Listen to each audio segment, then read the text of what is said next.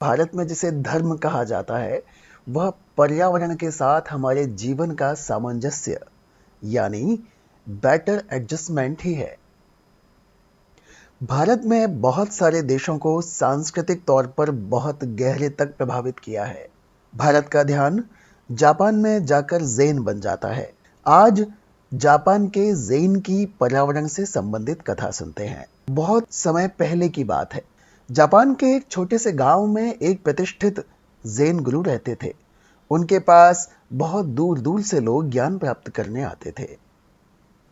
उनके आश्रम के पास एक सुंदर और शांत वन था, जहां गुरु अपने शिष्यों को ध्यान और बोध के अभ्यास के लिए ले जाते थे।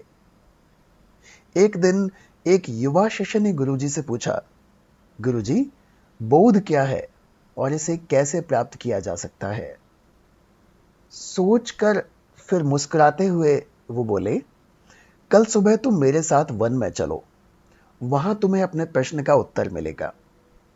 अगले सुबह गुरु और शिष्य वन में गए। चलते चलते वे एक बड़े और पुराने वृक्ष के पास पहुंचे।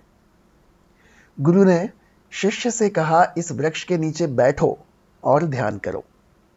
इसे गहराई से देखो, इसके संदेश को समझने की कोशिश करो।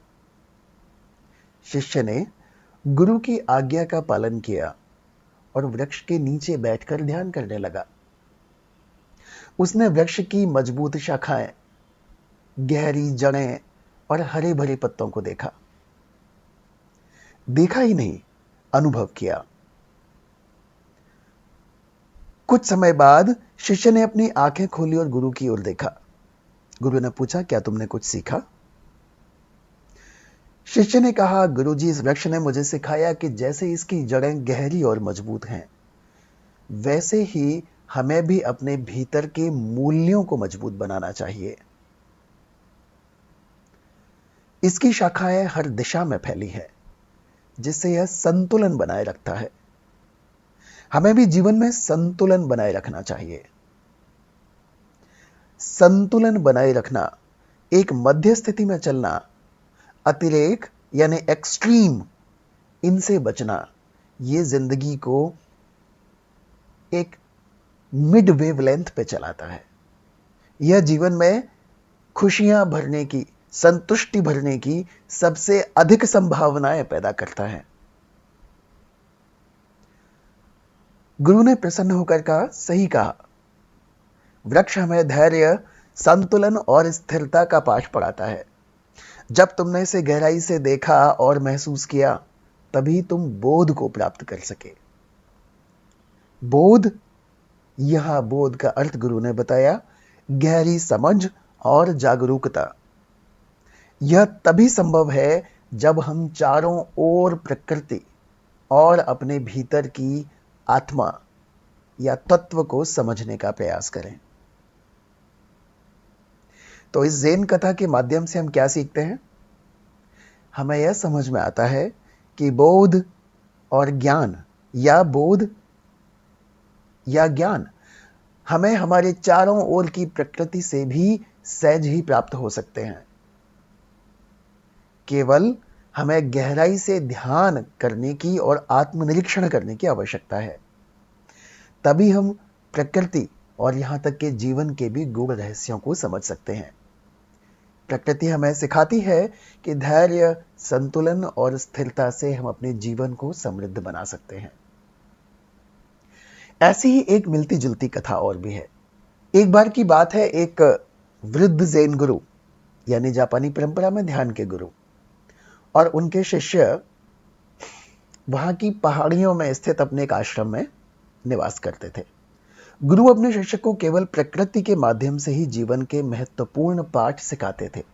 एक दिन गुरु ने अपने शिष्य से कहा, आज हम जंगल की सैर करेंगे और तुम्हें एक महत्वपूर्ण शिक्षा देंगे। शिष्य ने आदरपूर्वक सहमति जताई और दोनों जंगल की ओर चल पड़े। जंगल में चलते चलते वे एक विशाल पुराने वृक्ष के पास पहुंचे।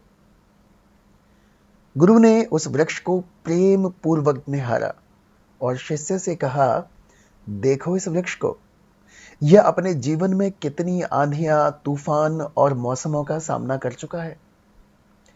फिर भी यह स्थिर और शांति से खड़ा है।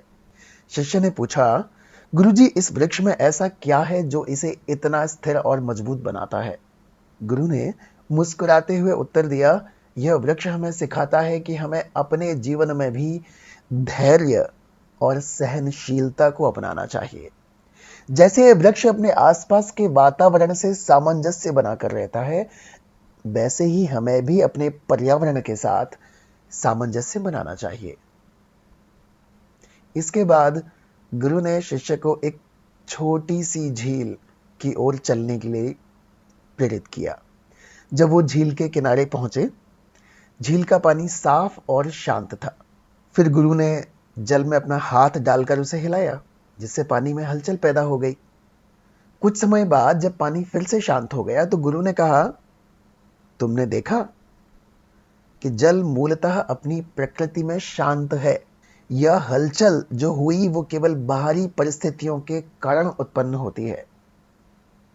इस तरह तुम्हारे जीवन में भी कोई परिस्थितियां आए तो वो तात्कालिक हलचल उत्पन्न करें तो ठीक है, परंतु हमें भी अपने भीतर की शांति को बनाए रखना चाहिए और जितना अधिक हो सके उसको बनाए रखना चाहिए, चाहे बाहरी परिस्थितियां कैसी भी हों। परिवर्तन आए तो भी विक्षेप, विचलन, डिस्टर्बेंस कम से कम होना चाहिए। शिष्य ने गहराई से इस शिक्षा को आत्मसात किया। उसने समझा कि पर्यावरण के साथ सामंजस्य स्थापित करके ही हम अपने जीवन में स्थिरता और शांति पा सकते हैं।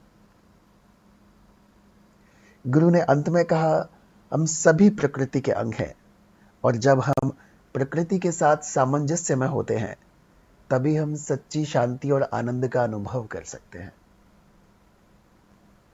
हमारे भारतीय चिंतन में भी तो यही जीवन मूल्य है ना, यही कि प्रकृति हमारी माँ है, हमें उसकी रक्षा करनी चाहिए, उससे सीखना चाहिए। तो इस ज़ेन कथा से हम क्या सीखते हैं, जैसा कि हम हर कहानी से भारतीय परंपरा में सीखने की कोशिश करते हैं कि यानी जब हम प्रकृति का सम्मान करते हैं और उसके साथ सामंजस्य में रहते हैं, उससे सीखने के लिए अपने मन के दरवाजों को खुला रखते हैं, तभी हम सच्चे आनंद और शांति को प्राप्त कर सकते हैं। आपके अंदर और बाहर सब ओर का पर्यावरण संतुलित रहे, आप प्रसन्न रहें। शुभकामनाएं।